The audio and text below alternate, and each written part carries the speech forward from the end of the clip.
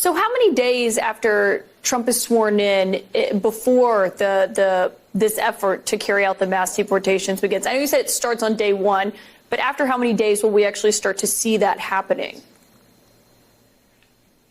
Day one.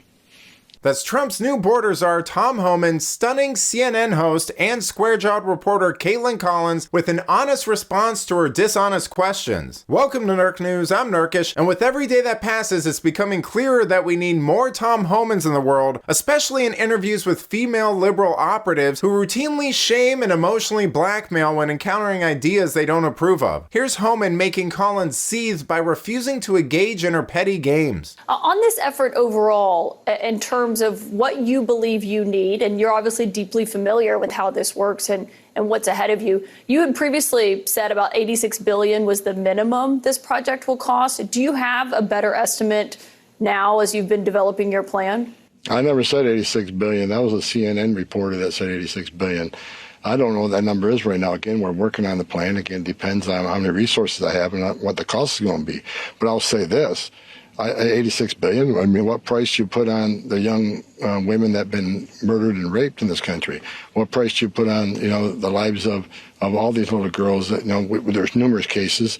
What price you put on national security? Because we know a record number of people on terrorist watch that's been called on the southern border.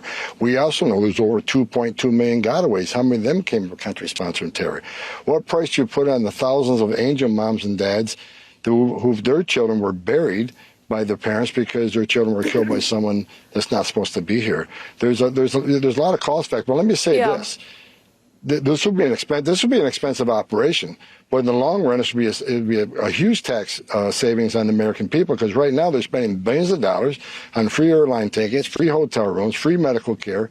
Not talking about our education system, our trauma in hospitals, and sir, that's in perpetuity. And that's in perpetuity. This is such an excellent point because elites haven't been able to manifest a single argument opposing Trump's plan that actually makes sense or doesn't make them look like detached lunatics. I mean, the left will complain about housing costs and pretend the death of a healthcare CEO is justified because costs are astronomical, but don't even bother to consider the idea that 30 million illegals in this country could possibly be contributing to any of that in the slightest.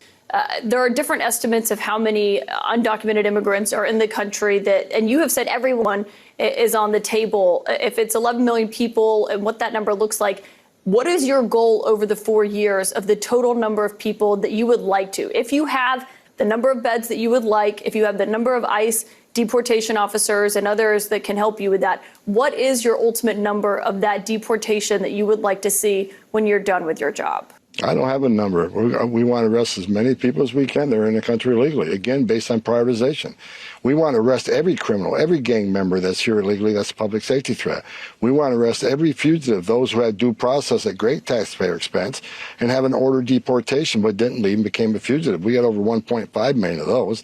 And look, we got millions of people here illegally. I've said if you're here illegally, you're not off the table. I mean, it's a violation of law. It's a crime to enter this country illegally. And after we give you due process, but you don't have a number that you'd like to see. An immigration judge. 1 year from tonight, you don't have a number that you'd like to say, this many people have been deported on my watch. No, I don't have a number. I want to arrest as many people as we can with the resources we have. Want to be the most efficient we can based on prioritization. There's no limit.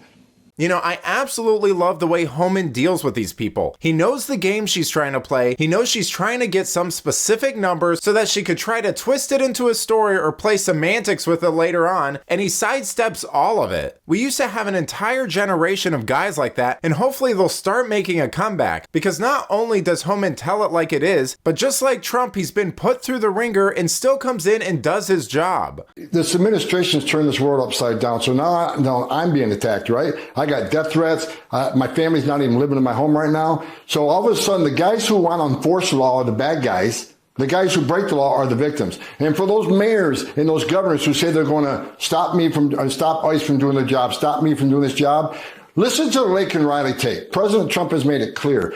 We're going to prioritize public safety threats and national security threats right out of the gate because they pose the most danger to this country. What governor or mayor doesn't want public safety threats and national security threats out of their neighborhoods, out of their communities? That's your number one responsibility. So you can hate Trump all you want, but you got to love your community more than you hate President Trump. I know it can be easy to forget how crazy the far left is because they were demolished this election, but it's important to remember because Homan isn't the only one on Trump's team receiving these kinds of threats. A lot of his incoming cabinet has received them as well, and it's going to take dedicated people with thick skin like Homan to focus on the job and get things done, especially once establishment media starts doing its thing and ramping up the fear-mongering propaganda and hysteria. But let me know what you think. Who's your favorite member of Trump's second administration so far? Let me know in the comments, and if you enjoyed this video, please give it a like and subscribe to the channel. That stuff really does help us out. Until then, this has been Nerk News. Thanks for watching. Bye!